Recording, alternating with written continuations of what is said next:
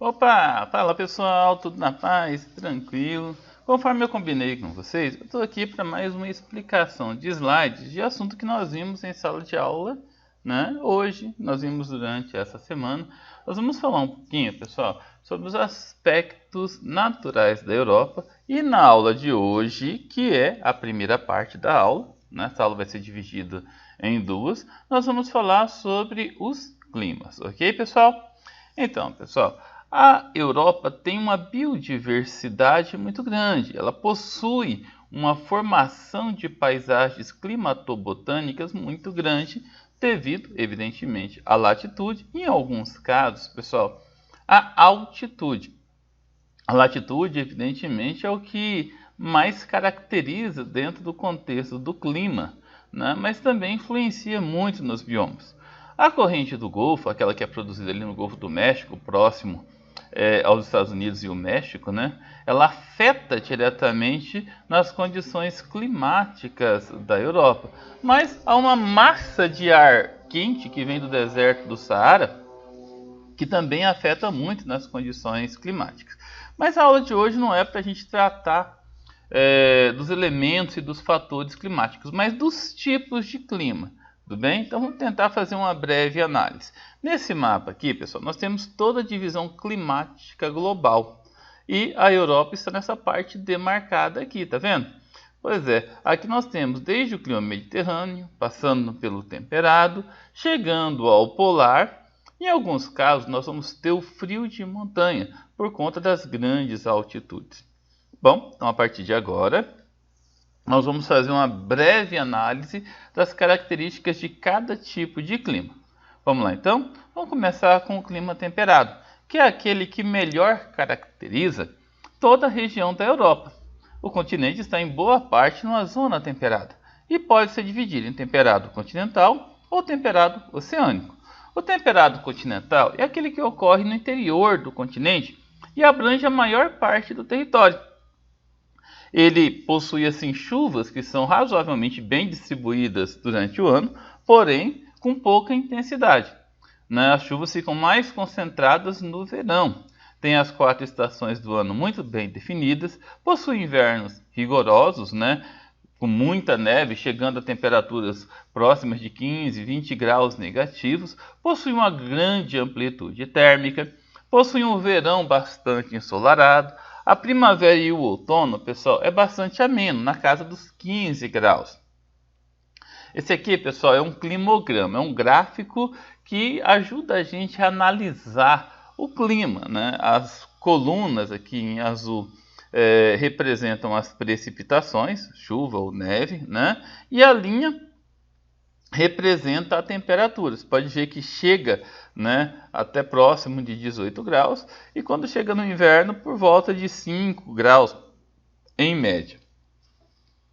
Vamos falar do temperado oceânico. É aquele que ocorre nas proximidades do Oceano Atlântico, na proximidade do mar. Tem vários climas temperados pelo mundo. Mas aqui na nossa região, pessoal, que nós estamos estudando, na Europa, esse clima temperado oceânico ele sofre uma influência muito grande da corrente do Golfo do México. Olha só. Essa corrente que é produzida aqui, ela é uma corrente quente que acaba modificando toda a estrutura climática. Esse tipo de clima, pessoal, se caracteriza por ter chuvas muito bem distribuídas durante o ano. Os verões são amenos e o inverno é bastante frio. Aqui uma imagem, um climograma da cidade de Amsterdã, na Holanda, nos Países Baixos. Observa que o inverno chega aí, a menos 6 graus, E as precipitações são muito intensas durante o ano todo. Vamos falar sobre o clima semiárido. É um semiárido diferente do semiárido que acontece aqui no Brasil, que acontece na África, tá? É um semiárido temperado. Ele ocorre predominantemente nas áreas ao sul da Rússia, na região leste da Ucrânia. É caracterizado por ter invernos muito frios, muito rigorosos, e verões quentes. O verão não é tão quente, pessoal, que pode chegar a 40 graus. A amplitude térmica pode chegar a 30 graus, ou seja, durante a noite esfria muito. Durante o dia, durante o verão, pode ser muito, mas muito quente mesmo. A precipitação é bastante escassa, ou seja, né, não chove com tanta regularidade, porém chove durante o ano todo. Essa região demarcada aqui no mapa, tá vendo, pessoal? Leste da Ucrânia, sul da Rússia. Esse mapa aqui também mostra, ó, tá vendo? Olha aqui, ó, essa região aqui entre a Ucrânia e a Rússia.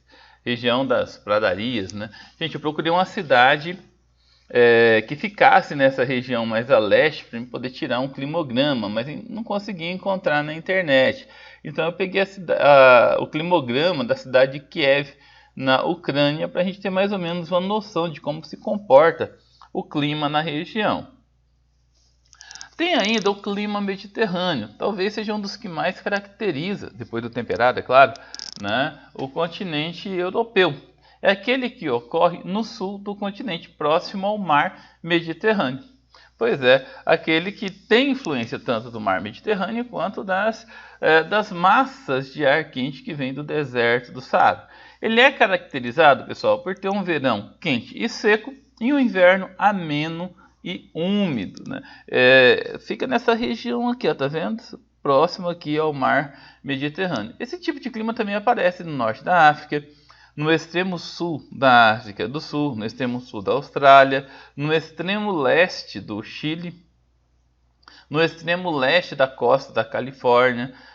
Essa região onde é muito afetada por brisas marítimas intensas e por massas de ar litorâneas muito intensas em zonas temperadas, né? Nesse climograma aqui vocês conseguem ver bem esse tipo de clima, né? O climograma da Grécia, de Atenas, né? Observe bem, pessoal, olha, quanto mais alta a temperatura, ou seja, o verão, menor a chuva. O contrário também é verdadeiro, né?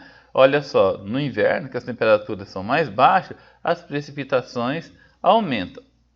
Vamos falar agora do clima frio de montanha. Pois é, aqui nós temos um fator que potencializa o clima, que é a altitude. Quanto mais alto, mais frio. No caso específico das montanhas, né, as temperaturas sempre são abaixo de zero. Aliás, nos picos das montanhas ocorrem as neves eternas, é sempre coberto de gelo, né? E aí, pessoal, a temperatura pode chegar a 60 graus negativos, e às vezes com sensação térmica muito maior, né? Esse tipo de clima ocorre no Cáucaso, nos Balcãs, nos Pirineus, nos Alpes, nos Carpatos, né, nos Alpes escandinavos, nos Montes Urais, ou seja, quanto maior a altitude, né, quanto mais significativa é a montanha, é o pico, mais intenso é o frio, né? Da mesma forma, pessoal, o clima polar, que tem aí uma característica muito forte que é a latitude.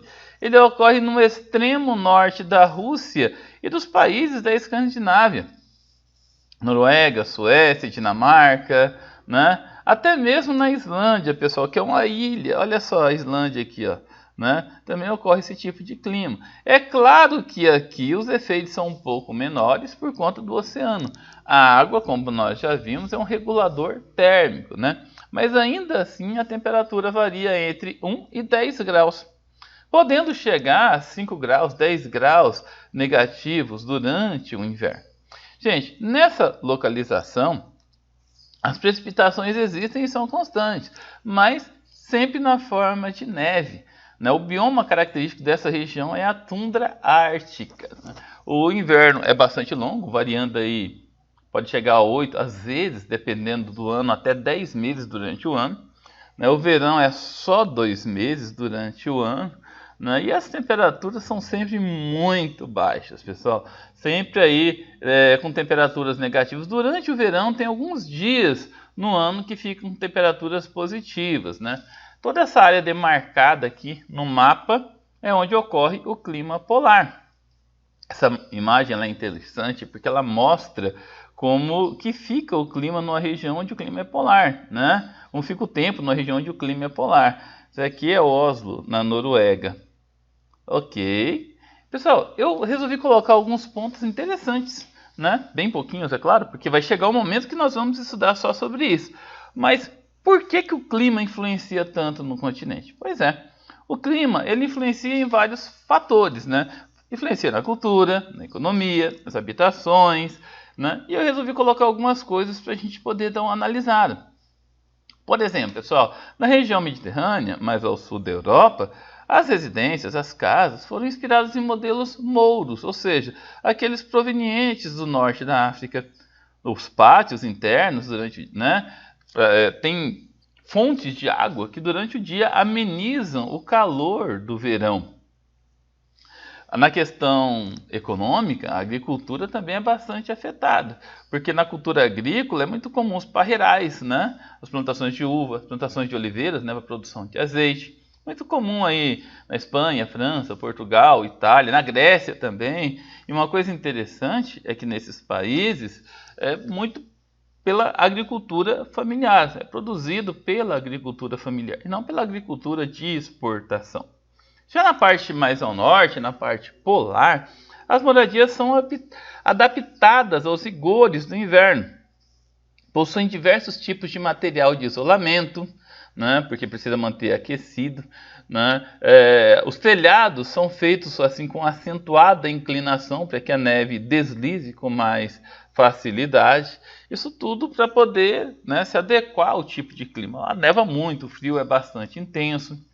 A floresta de coníferas, pessoal, os pinheiros, as faias, abetos, é bastante comum e tem muita abundância. Então a exploração de madeira é uma das principais atividades econômicas dessa região, né, do norte da Europa, a Europa polar. Na parte temperada, nós temos um destaque muito grande, né, na parte agrícola, na parte econômica, no cultivo do milho, aveia, do trigo, centeio, cevada. Não é verdade? Nessa região prevalece a moderna agricultura, aquela intensiva, não é verdade? Há também a criação de gado de corte, de leite. A França mesmo é muito conhecida por ser uma grande exportadora de cereais. Vale destacar ainda, pessoal, o tanto que o turismo tem relação direta com as estações do ano e com o clima. No verão é muito comum os europeus buscarem as praias do Mediterrâneo, né? Na Espanha, Grécia, França, Itália. Já no inverno, as atrações, pessoal, são os esportes de montanha, como o esqui, né? Nos Alpes suíços, nos Alpes escandinavos, no Cáucaso e assim por diante, ok? Bom, pessoal, chegamos ao fim da nossa aula, da nossa explicação de slides. Espero que vocês tenham curtido, tenham gostado, né? Tenham lembrado de tudo que nós vimos em sala de aula. Valeu, galera, fiquem com Deus e até a próxima.